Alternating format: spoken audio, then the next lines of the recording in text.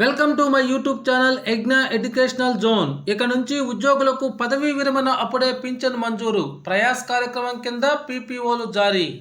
ఆ వివరాలేంటో ఒకసారి ఈ వీడియోలో చూసేద్దాం. చూసే ముందుగా ఫ్రెండ్స్ ఎవరైనా ఫస్ట్ టైం మన ఛానల్ని విజిట్ చేసినట్లయితే తప్పకుండా సబ్స్క్రైబ్ చేసుకోండి. ఇక విషయానికి వచ్చినట్లయితే ఉద్యోగుల భవిష్య నిధి సంస్థ పరిధిలోకి వచ్చే కార్మికులు ఉద్యోగులకు ప్రయాస్ పథకం కింద సత్వర పదవీ విరమణ ప్రయోజనాల మంజూరులో ఆలస్యంపై యాజమాన్యం ఆగ్రహం వ్యక్తం చేసింది. పదవీ విరమణ చేసిన రోజే సర్వీసు వేతనం ఆధారంగా పింఛను ఖరారు చేసి పింఛను మంజూరు పత్రాలు పీపీఓలు అందించాలన్న లక్ష్యం 4 ఏళ్లకు నెరవేరటం లేదని పేర్కొంది. క్షేత్రస్థాయిలో నిర్లక్ష్యంతో ప్రాంతీయ జోనల్ కార్యాలయాల ప్రయాస్ లక్ష్య సాధనకు దూరంగా ఉన్నాయని తెలిపింది.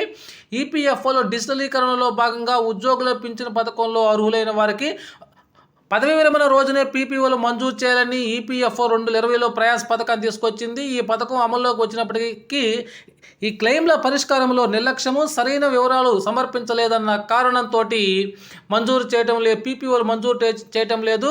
పదవీ విరమణకు ముందుగానే క్లెయిమ్లు దాఖలు చేసిన సర్వీస్ వివరాలు రాలేదంటూ తిరస్కరించారు. ఇటీవల సమీక్ష నిర్వహించిన ఈపీఎఫ్ఓలో క్షేత్రస్థాయి అధికారులపై ఆగ్రహం వ్యక్తం చేసింది. పదవీ విరమణ రోజే పీపీఓల మంజూరుకు జోనల్ కార్యాలయాలు, పరిశ్రమలు, సంస్థల యజమానులకు 3 నెలల్లో పదవీ విరమణ చేయనున్న ఉద్యోగులకు అవగాహన కార్యక్రమాలు నిర్వహించాలని ఆదేశిస్తూ అదనపు కేంద్ర పీఎఫ్ కమిషనర్ అప్రజిత జగ్గి ఆదేశాలు జారీ చేశారు. ఈ విధంగా అయితే పదవీ విరమణ రోజునే పింఛను అందించాలని అయితే ఈపీఎఫ్ఓ ఆదేశాలు జారీ చేసింది. ఓకే ఫ్రెండ్స్, ఇది సమాచారం. మీకు నచ్చినట్లయితే ఒక లైక్ చేయండి.